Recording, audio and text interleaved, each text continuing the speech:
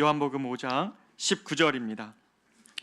그러므로 예수께서 그들에게 이르시되 내가 진실로 진실로 너희에게 이르노니 아들이 아버지께서 하시는 일을 보지 않고는 아무것도 스스로 할 수 없나니 아버지께서 행하시는 그것을 아들도 그와 같이 행하느니라.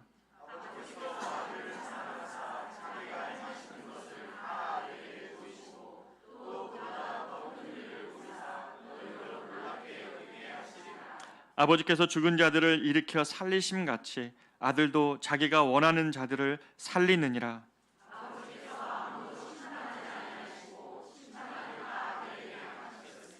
이는 모든 사람으로 아버지를 공경하는 것 같이 아들을 공경하게 하려 하심이라. 아들을 공경하지 아니하는 자는 그를 보내신 아버지도 공경하지 아니하느니라.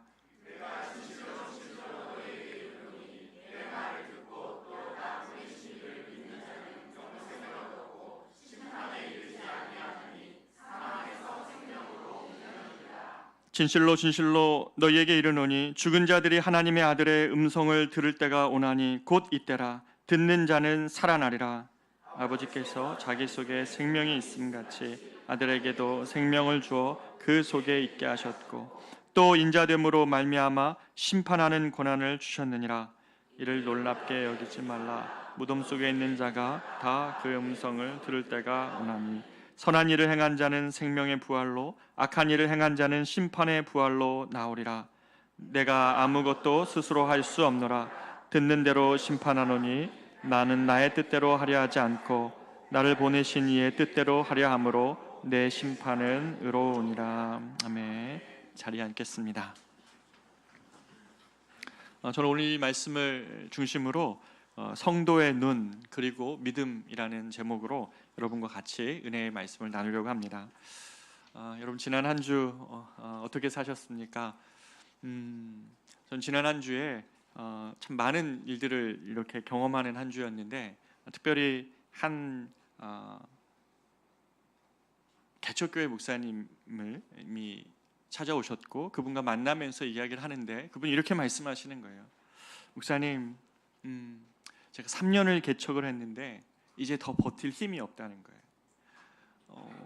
그 3년 동안 최선을 다했고 할 수 있는 정말 최선을 다해서 주중에는 정말 일할 수밖에 없는 상황이 되어서 배달일 열심히 하면서 생활비는 본인 스스로 벌고 교회는 어찌됐든 헌금으로 운영해 보려고 최선을 다했는데 그마저도 계속 빚이 쌓여가니까 너무 어렵고 이제는 무슨 일을 할 수 있을까 실패나 자괴감이 마음에 든다는 거예요. 그러면서도 앞에서 눈물을 흘리는데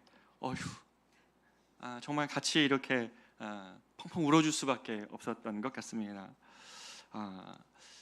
여러분 초두에 이렇게 꺼내는 것은 이번에 여름에 여러분 다 휴가 가시잖아요.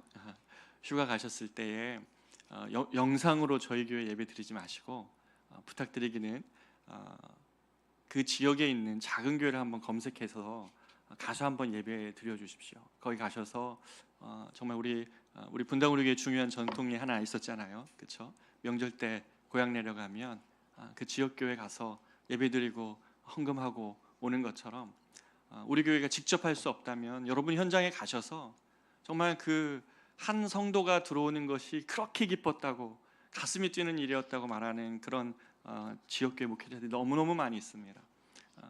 여러분 휴가철에 영상으로 편하게 이렇게 시청하려고 하시지 마시고 주변에 있는 작은 교회를 찾아가셔서 그렇게 같이 말씀 나눠주시고 그곳에 헌금도 하고 오시고 정말 우리가 직접 가지 못한다면 여러분의 그런 헌금 그런 섬김이 정말 귀한 때 같다는 생각이 많이 들었습니다. 우리가 그런 은혜로 나아갔으면 이번 여름을 보냈으면 좋겠습니다. 우리는 지난주에 베데스다 연못가에서 이 38년 된 병자를 일으키신 예수님의 일하심을 보았습니다. 예수님께서는 이렇게 말씀하시죠. 아버지께서 일하시니 나도 일한다. 아버지께서 지금까지 일하고 계시기 때문에 나도 일한다 라고 하시면서 이 안식일 규정을 이렇게 지킨다는 명목 아래 손 하나 까딱하지 않는 하나님이 일하시는 일에는 관심이 없고 안식일 규정만 지킨다고 하면서 옳고 그름만 따지고 있는 이 유태인들의 그 위선을 민낯을 완전히 폭로하셨습니다. 예수님의 공생의 사역을 앞에서 끌고 뒤에서 밀던 일이 무엇입니까? 그것은 바로 뭐냐면 하나님 아버지가 지금까지 일하신다는 사실입니다. 예수님이 공생의 사역 때 자신의 숱한 고난 속에서도 예수님을 끌어당겼고 또 뒤에서 밀고 있는 그 한 가지는 아버지께서 일하시기 때문에 나도 일한다는 것이죠. 하나님께서는 지금도 자신이 창조하신 피조 세계의 신음을 아파하시죠. 그러면서 창세기 1, 2장에 말씀하셨던 것처럼 보시기에 좋았더라. 자신이 지으신 모든 피조 세계가 보시기에 좋은 상태로 새롭게 창조되어지기를, 예수님 안에서 새롭게 되어지기를 원하시며 그것을 위해 일하고 계시죠. 그것이 아버지의 이 속마음이라는 사실을 본 아들이 저 예루살렘이 명절을 지내고 있을 때에 그 명절의 한복판에 간 것이 아니라 예루살렘 안에서 고통하고 있는 자들, 예루살렘 안에서 그 명절에 소외된 자들의 자리로 그리로 가신 것이죠. 그게 바로 베데스다 연못이었습니다. 아버지께서 무슨 일을 하시는지 정확히 알고 있었던 아들이었기 때문에 가능한 이유라는 것입니다. 아버지께서 이제까지 일하시니 나도 일한다. 여러분, 예수님을 믿는다는 것은 무엇입니까? 지금 예수님과 하나님과의 관계만 말하고 있는 것입니까? 그렇지 않죠. 우리가 예수님을 영접함으로 말미암아, 요한복음 1장 12절에 이렇게 얘기합니다. 우리가 예수님으로 말미암아 영접하는 자, 곧 그 이름을 믿는 자들에게는 하나님의 자녀가 되는 권세를 주셨으니 라고 말합니다. 예수님을 믿는다는 게 뭡니까? 여러분이 하나님의 자녀가 되는 권세를 누린다는 것이 무엇입니까? 그것은 하나님의 이 위대하신 일하심에 나 같은 작은 자들이 동참하며 같이 일할 수 있다는 말입니다. 하나님 아버지의 그 위대하신 일하심에 나의 삶의 이 작은 것조차 하나님의 일하심에 동참하며 그 하나님의 위대한 스토리에 나의 삶이 같이 연결되어 살아가는 것이죠. 작은 일이지만, 작은 소자를 섬기는 일이고, 작은 이웃을 섬기는 일이고, 작은 내 옆에 있는 가족 누구를 섬기는 일이지만, 이 하나님의 위대하신 일에 일하시고 계시는 주님 앞에 나도 동참하여 일하는 것, 이것이 하나님의 자녀되는 권세입니다. 그런데 아버지께서 지금까지 일하심에 대해서 크리스찬은 여러 태도를 보입니다. 다양한 태도가 있으세요. 어떤 분이 이렇게 얘기합니다. 아버지께서 일하시는지 몰랐다. 그래서 나도 일하지 않는다. 주님은 세상을 방치하고 있지 일한다고 생각하시지 않는 거예요. 예수를 믿는 거는 나의 영혼의 구원은 믿지만 하나님이 지금까지 일하신다는 사실을 믿지 않는 거예요. 그러니까 나도 일하지 않는 거죠. 또 어떤 분은 아버지께서는 일하지만 나는 내 일을 하련다. 주님은 주님의 일을 하시고 나는 내 일을 하는 거죠. 이런 크리스찬은 얼마나 많이 있습니까? 하나님이 일하시니 나도 일한다. 이게 자녀됨의 특권이라고 제가 말씀을 드려도 전혀 이것이 우리의 마음에 반응하지 않고 하나님은 하나님대로 일하시고 나는 내대로 살겠습니다 라고 반응할 수 있습니다. 또 어떤 분이 이렇게 얘기하시죠. 아버지께서 일하시지 않기 때문에 나라도 일한다. 이럴 수 있습니다. 하나님이 왜 이 불의한 세상을 가만히 두십니까? 그렇게 내가 울분을 가지고 일합니다. 불의한 세상을 향하여 도전합니다. 이렇게 말할 수 있지 않겠습니까? 그러나 완전한 오해입니다. 성도의 고백은 뭐라고요? 하나님께서 지금까지 일하시니 나도 일한다는 겁니다. 우리의 삶의 자리가 어떠한 모습이고 달란트와 모습 일하는 것이 다 달라도 아버지께서 일하시니 나도 일하는 현장에 있습니다 라는 고백으로 직장에서 삶에서 일하는 것이죠. 그러나 우리가 하나님의 자녀가 돼서 성경을 읽고 또 읽어보면 하나님께서는 이 세상을 시계공의 작품처럼 만들어 놓고 난 다음에 자기의 원리대로 움직이도록 하신 그러한 이신론자들, 그러니까 하나님은 세상을 만들었지만 하나님은 개입하시지 않는다는 거예요. 그런 생각을 가지고 있는 이신론자들처럼 원리대로 세상을 움직일 뿐 하나님은 세상에 개입하시지 않는다, 일하시지 않는다, 이렇게 생각할 수 있습니다.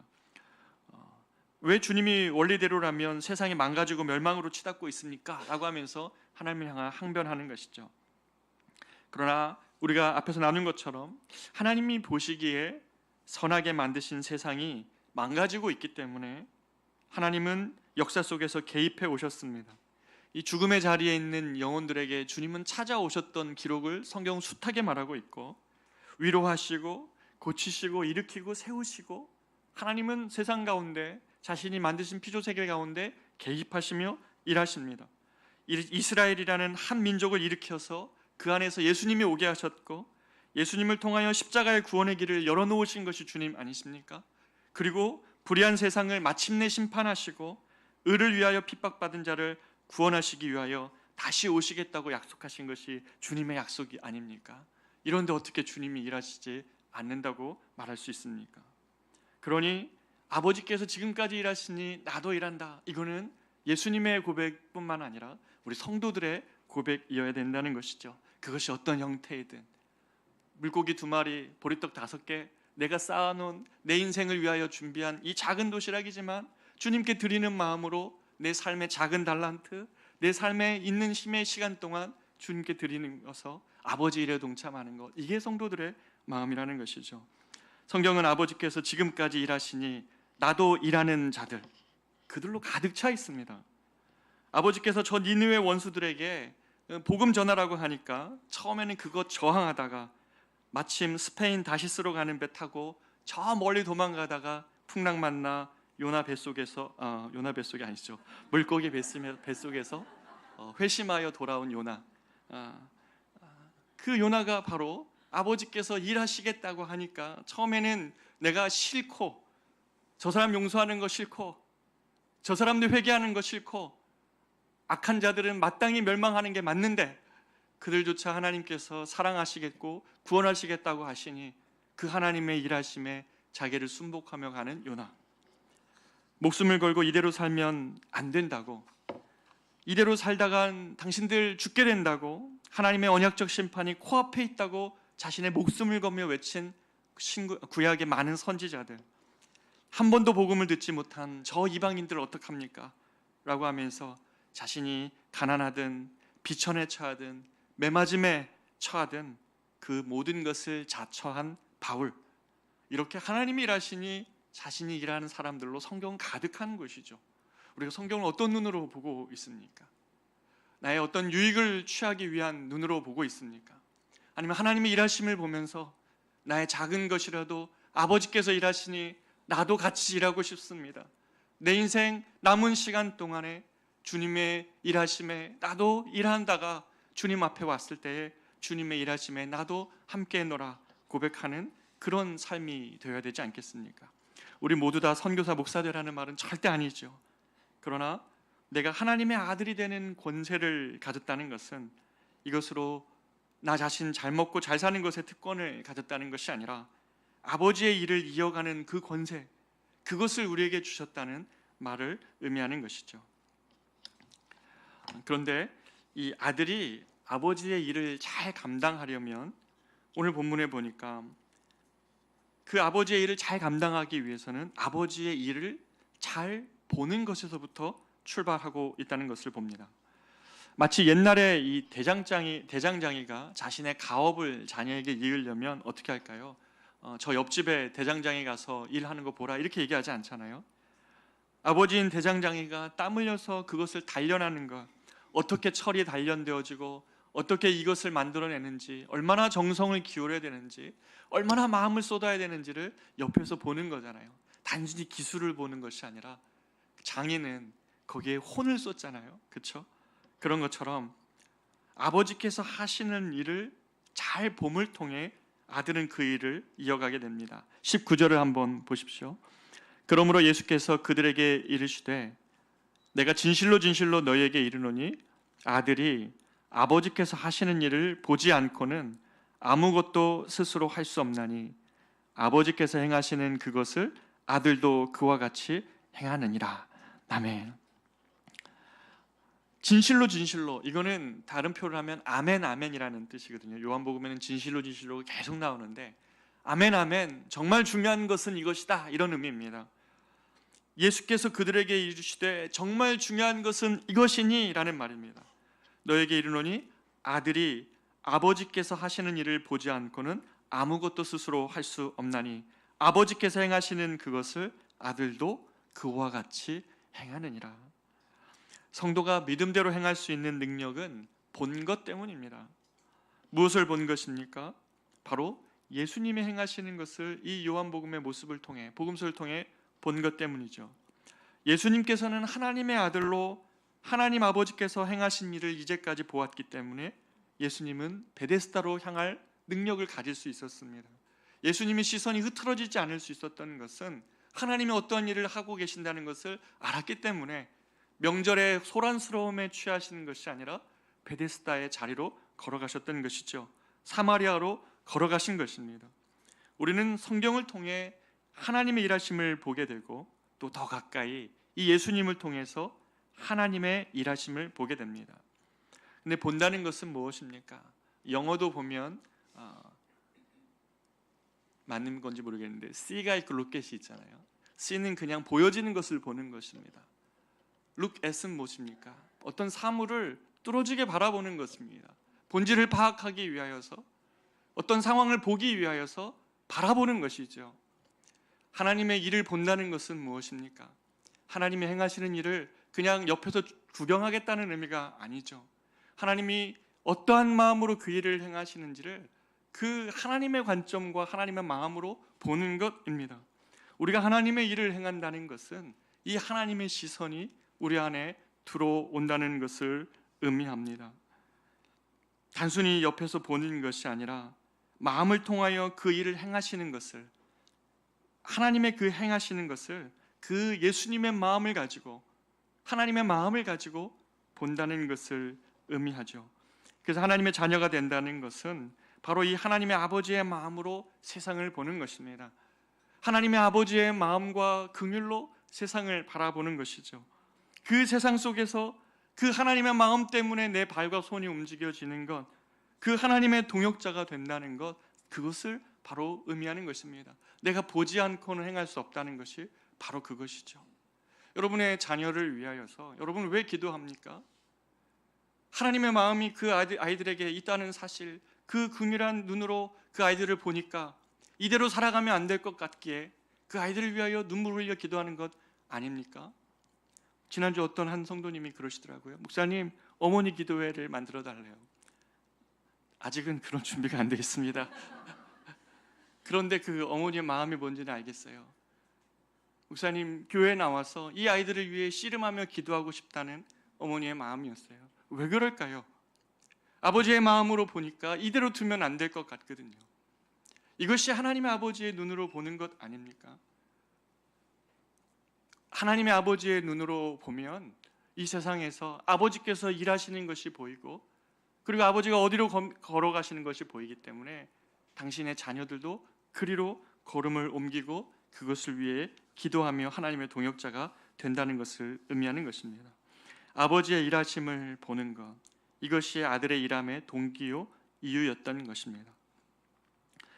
그런데 예수님의 이 일하심에 대하여서 이 유대인들은, 이 바리새인들은 예수님께서 하나님과의 관계를 하나님의 아버지라고 말했던 것 때문에 아버지와 동등됨을 취하려고 한다고 예수님을 십자가에 못 박으려고 했습니다.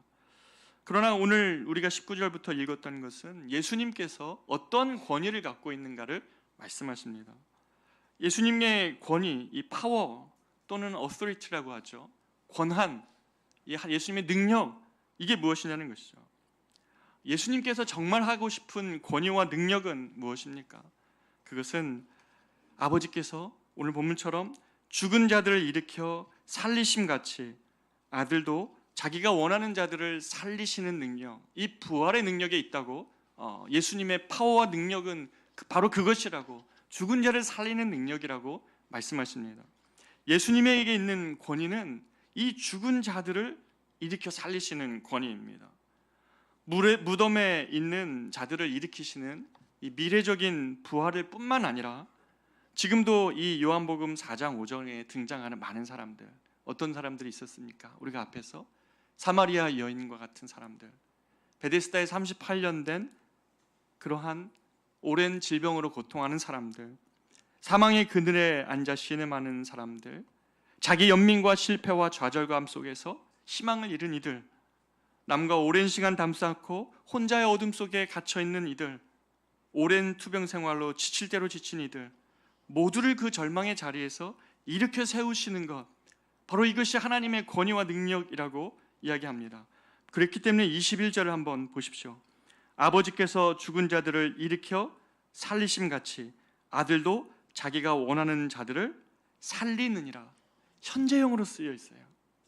부활의 최종적인 것을 예표하는 것처럼 하나님은 지금도 여러분과 제 안에, 또 우리들 안에, 또 이 세상 안에 그러한 죽은 자들의 심령과 같은 자들을 살려내시는 것, 그 부활의 능력을 주님은 자신의 권위이고 그것이 하나님의 능력이라고 말씀하고 계시는 것입니다. 바로 이것이 예수님의 이 살리시는 능력이라면, 또 예수님의 권위는 또 하나는 심판하는 권위라고 말씀하십니다. 예수님은 하나님께서 이 세상을 심판하실 권세를 자신에게 맡기셨다고 말씀하십니다. 22절을 보면 아버지께서 아무도 심판하지 아니하시고 심판을 다 아들에게 맡기셨으니, 누구에게요? 아들에게. 심판의 권위를 아들에게 맡기셨다는 것입니다. 우리는 가끔 인류의 운명을 마치 좌지우지할 권한이 이 사람에게 있는 것 같은 두려움을 느낄 때가 있습니다. 이 지도자들의 잘못된 판단이, 또 이념이 지난 세기에 얼마나 많은 이들을 죽음으로 몰고 갔습니까? 큰 전쟁을 우리는 20세기에 경험했죠. 또 인간이 만들어낸 그 폭탄이 저 일본 땅에서 얼마나 가공할 능력으로 모든 것을 파멸로 몰고 가는지를 우리는 다 똑똑히 보고 들었습니다. 그러나 사람의 죽음을 인간들이 빼앗고 죽일지 모를지언정 영원한 생명의 길과 영원한 죽음의 길에 대한 최종적인 심판은 예수님께 있다고 오늘 본문은 말씀합니다. 여러분, 최종적인 심판, 영원한 생명의 길과 영원한 죽음의 길을 결정하고 그것을 심판하시는 이가 예수님께 있다는 사실을 우리는 믿어야 되는 것입니다. 이 심판권이 세상에 있는 것이 아니라 하나님께 있다는 사실, 예수님께 있다는 사실이 얼마나 감사한 일입니까? 예수님은 무엇을 기준으로 심판하십니까? 바로 이 예수님, 죽은 자를 살리시며 이 땅에 오셔서 모든 사망의 그늘에 앉은 자들에게 생명을 주시고자 하시는 이 예수님에 대한 태도, 예수님에 대한 반응으로 심판하십니다.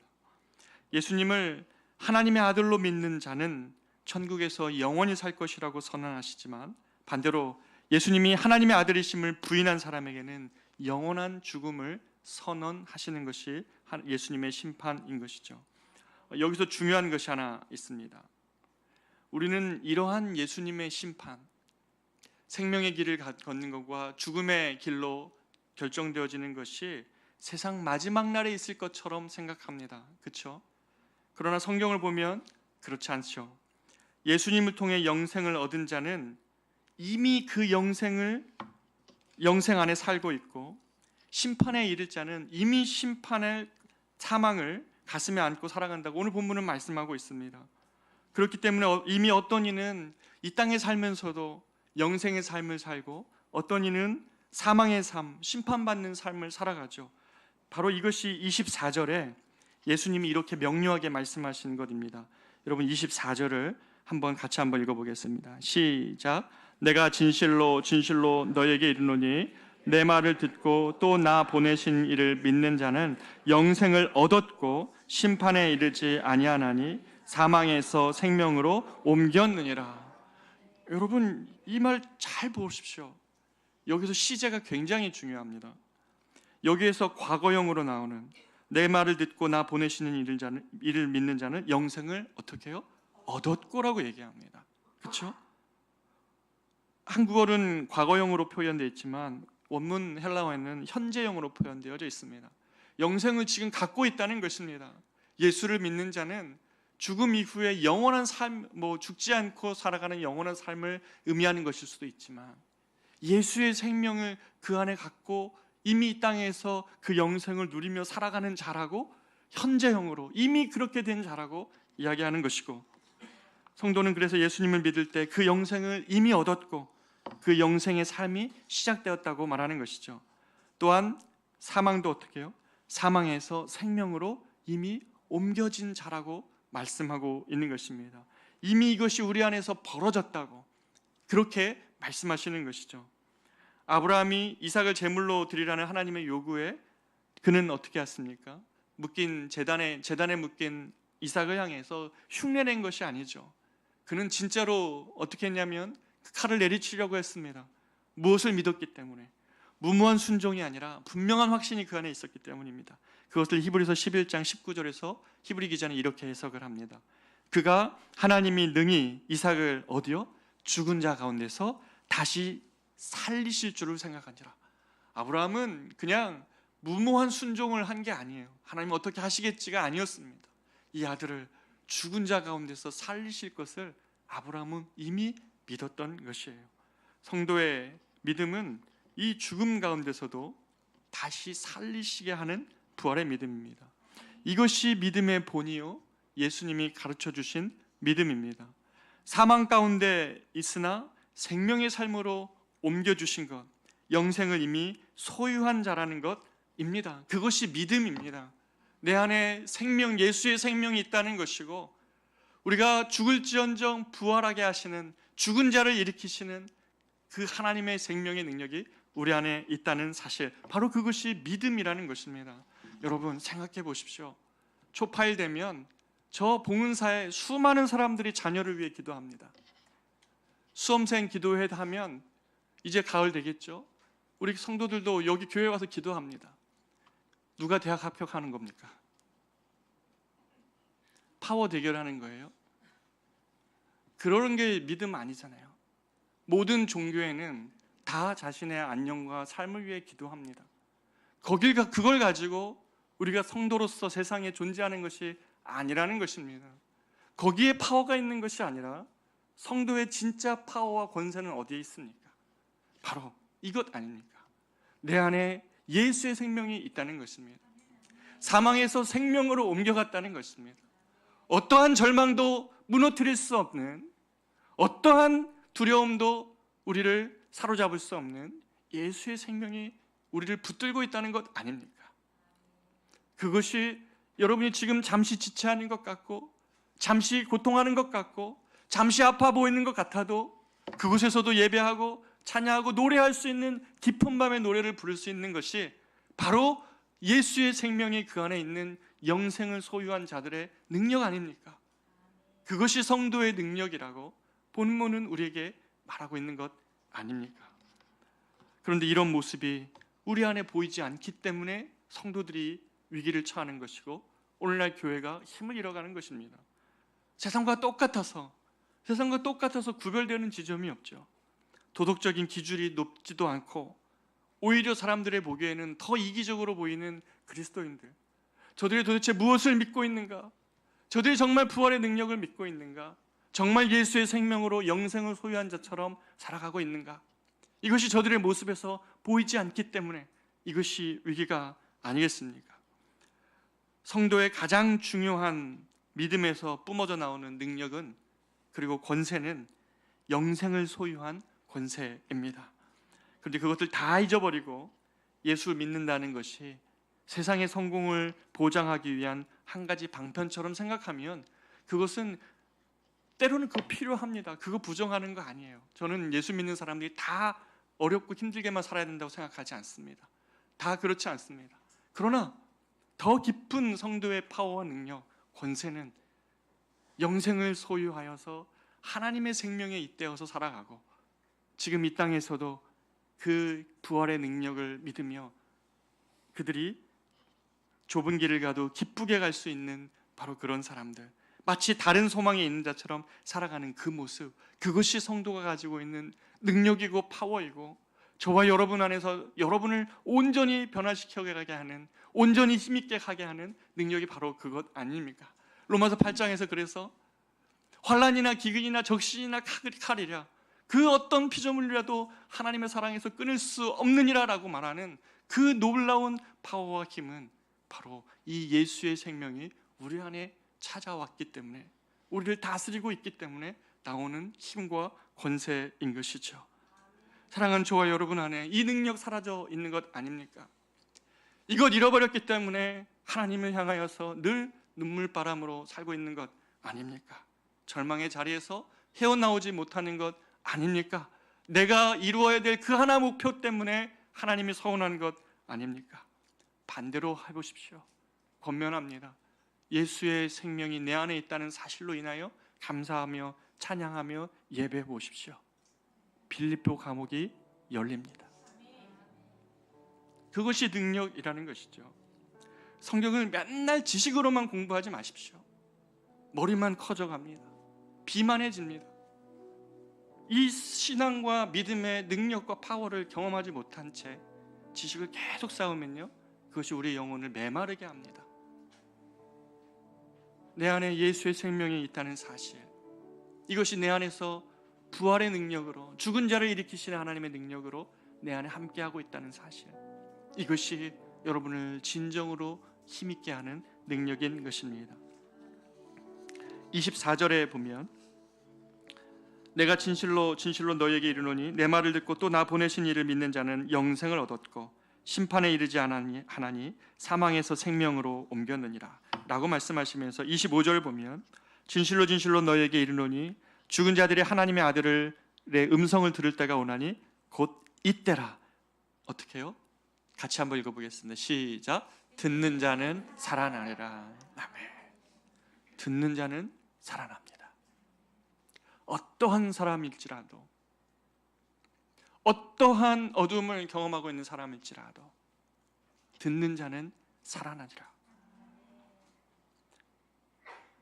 말씀은 생명이시기 때문에 이 말씀을 듣는 자의 영혼은 살아나고, 그래서 38년 된 병자의 몸이 일으킴을 받았고 에스겔 골짜기에 죽은 것 같은 뼈들이 살아났습니다. 영혼이 일어나 걷는 것입니다. 걸어가는 것, 믿음을 가지고 걸어가게 하는 것, 이것이 살아남입니다. 하나님은 삶의 자리에서 죽은 것처럼 살아가는 사람들을 일으키시는 하나님이십니다. 마지막 날에 죽은 자의 자리에서 무덤에서도 일으키시겠지만 하나님의 심판이 현재적인 것이면 하나님의 구원도 현재적인 것입니다. 그것은 예표처럼 일어난 일입니다. 물론 진짜 죽은 자들도 예수님의 이름을, 말씀을 듣고 일어났죠. 요한복음 뒤에 보면 나사로가 무덤에서 나사로야 일어나라 라는 주님의 말씀을 듣고 실제로 일어납니다. 그러나 그 죽음은 예표적인, 그러한 부활은 예표적인 것이고, 오늘 이 요한 사도가 말하는 이 죽은 자는, 나의 음성을 듣는 자는 살아나리라, 이것이 현재적으로 쓰이고 있다는 사실을 기억해야 될 것입니다. 사랑하는 여러분, 하나님의 구원이 현재적이면 심판도 현재적이라는 것은 요한복음 3장 18절에 보면 그를 믿는 자는 심판을 받지 아니하는 것이요 믿지 아니하는 자는 하나님의 독생자의 이름을 믿지 아니하므로 어떻게 해요? 벌써 심판을 받은 것이니라. 이게 요한의 사도가 보는 심판이에요. 무슨 말이에요? 하나님의 생명이 없이 살아가는 것.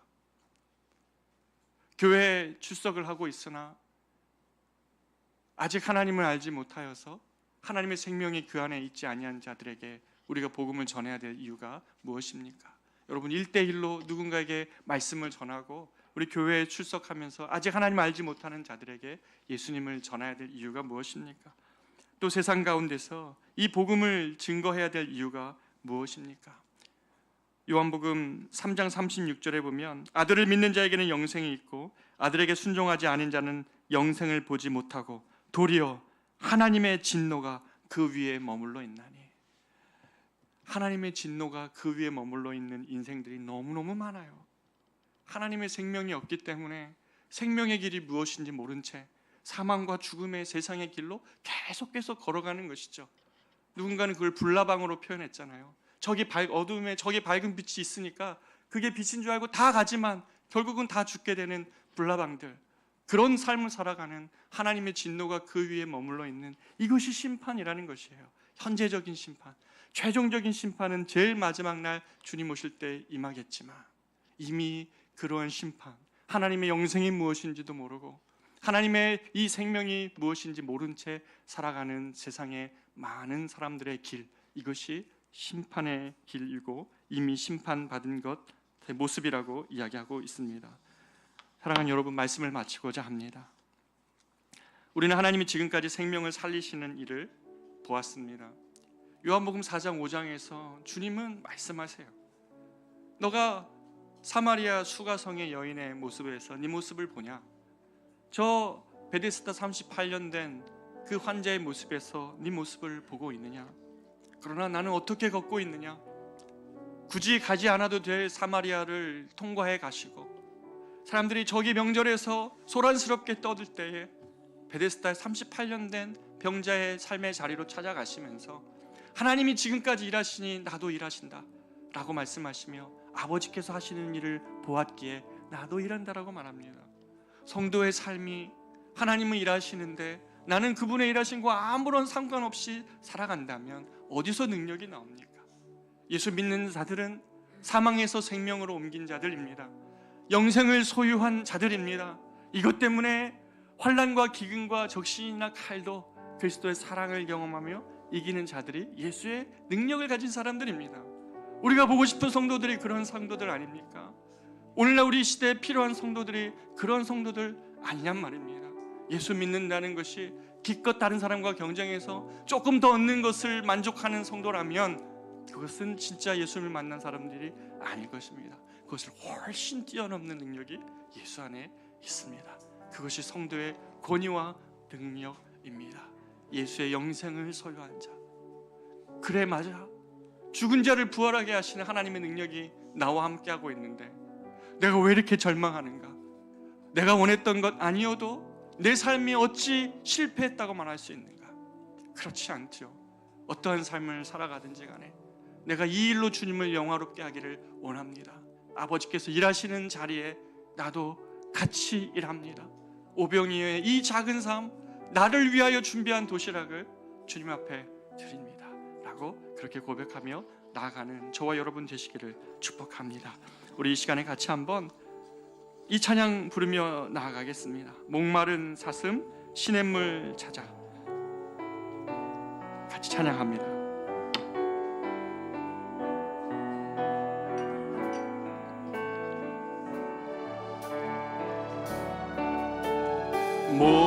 목마른 사슴 시냇물을 찾아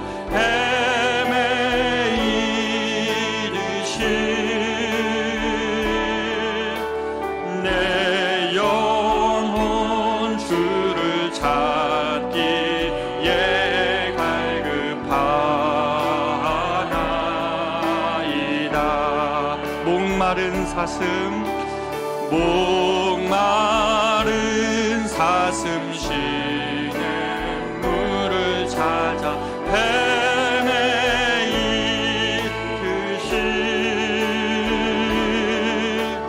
내 영혼 주를 찾기에 갈급하나이다. 주님만이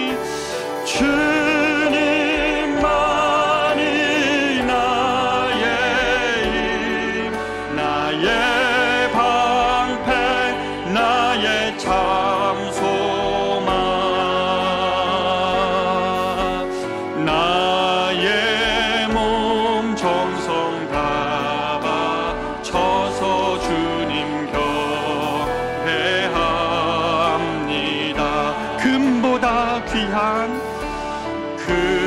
금보다 귀한 나의 주님 내게 만족 주신 주 당신만이 나의 기쁨 또한 나의 참보배 주님만이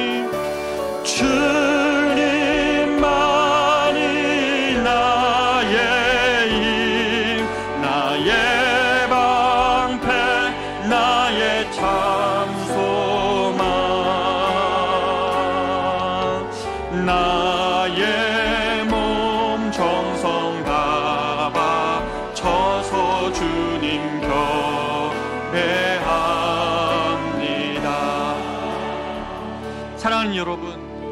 오늘 이 말씀 앞에 한번 정직히 한번 서 보십시오. 여러분의 신앙의 삶에는 이 능력이 있습니까? 여러분의 신앙의 모습에는 이 능력을 가지고 살아가는 다른 모습이 있냐는 질문입니다. 성도들이 세상과 똑같이 살아가다 보니까 이 영생을 소유했다는 사실과 죽음에서 생명으로 옮겨졌다는 사실을 정말 믿지 않고 살아가기 때문에 힘이 없고 능력이 없고 이겨낼 수 있는 힘이 없는 연약한 성도들로 전락해버렸습니다. 여러분의 마음에 힘이 없는 건 무엇 때문입니까? 바로 이것 때문 아닙니까? 나를 사망에서 생명으로 옮기셨고 내 안에서 이미 하나님의 생명으로 영생하는 생명을 시작하신 그 주님이 여러분 안에 있다면 여러분이 환난과 기근과 적신도 이겨낼 힘을 하나님께서 주실 것입니다. 여러분 안에서 뿜어져 나올 것입니다. 내 음성을 듣는 자는 살아나리라. 주님이 이 말씀으로 우리에게 오늘 다가오신다면 우리가 이 시간에 하나님 앞에 한번 나아가며 기도할 때에 주여 하나님, 주께서 주신 생명, 주께서 주신 영생, 주께서 주신 부활하게 하시는 죽음을 이기시는 생명의 능력 내 안에서 다시 일어나게 하여 주셔서 이 구원 주시고 이 영생 주신 것 때문에 하나님, 내가 힘있게 일어나겠습니다. 주님 도와주십시오. 주여, 주의 눈으로 세상을 바라보겠습니다. 이 음성 들으면 일어날 영혼들이 많이 있는데 하나님, 그들에게 나아가서 이 주님 소개하겠습니다. 전하겠습니다. 우리가 이 시간에 주님의 말씀, 오늘 들려준 말씀 붙들고 하나님 앞에 나아가 기도하도록 하겠습니다. 기도합니다.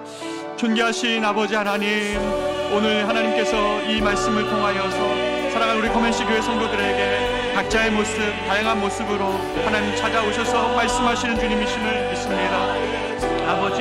아버지께서 일하고 계시기에 나도 지금까지 일한다고 말했던 하나님 이 예수님의 말씀처럼 오늘도 하나님 죽은 자의 삶을 향하여서 나아가 그들의 영혼을 살려내시고 사랑으로 감싸 안으시며 그들의 절망과 아픔을 이겨내게 하시고 또 동시에 이 땅에 하나님 정말 많은 죽음의 하나님 상황 속에서도 하나님 우리를 영생하게 하신 하나님의 능력과 하나님의 정말 하나님 그 구원의 하나님 능력으로 생명의 사망에서 생명으로 옮기신 하나님 그 능력을 가지고 아버지 하나님 나를 다시는 믿으며 선포하며 나아갈 때에 우리 성도들 이겨낼 수 있고 우리 성도들 살아낼 수 있고 우리 성도들 그 생명을 가지고 하나님 이 땅을 일어날 수 있는데 아버지 하나님 그런 것 다 잃어버린 채 아버지 영혼의 연약함과 하나님 인생의 무력함으로 살아가고 있다면 오늘 하나님 이 말씀 아버지 하나님 나의 음성을 듣는 자는 지금 곧 이때라 듣는 자는 살아나리라 말씀하시는 하나님의 말씀 안에서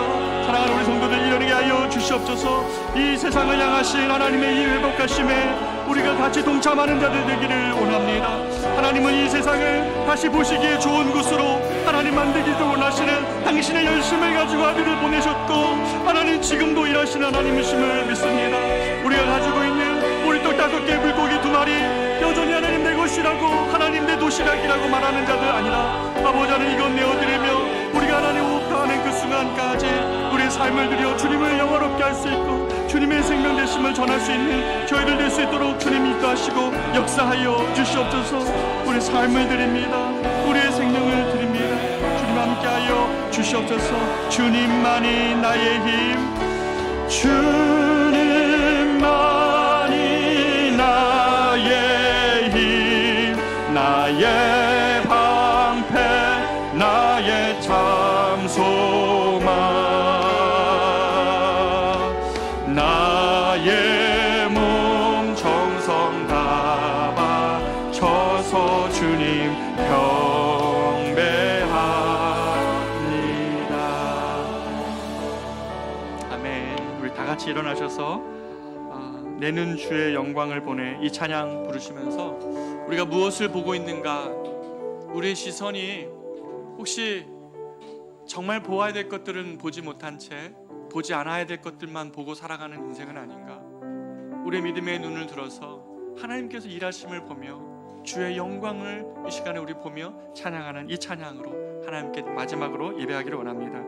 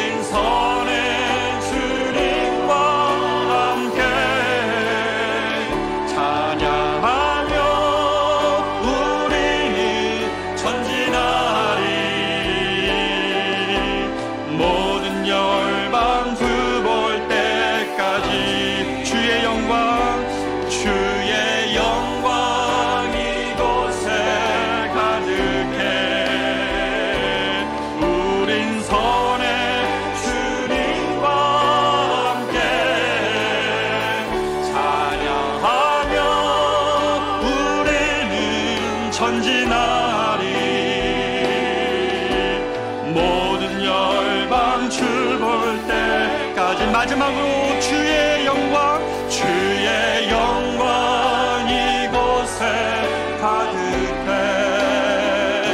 우린 선의 주님과 함께 찬양하며 우리는 전진하리. 모든 열방 주 볼 때까지.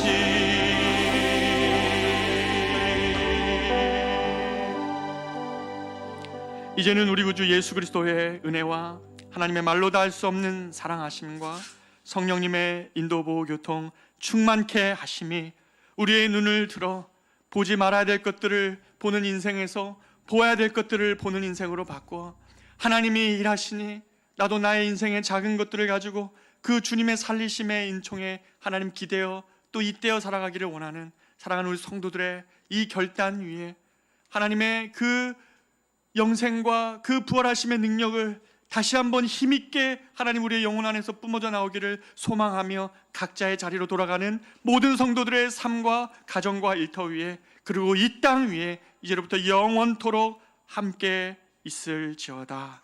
아멘.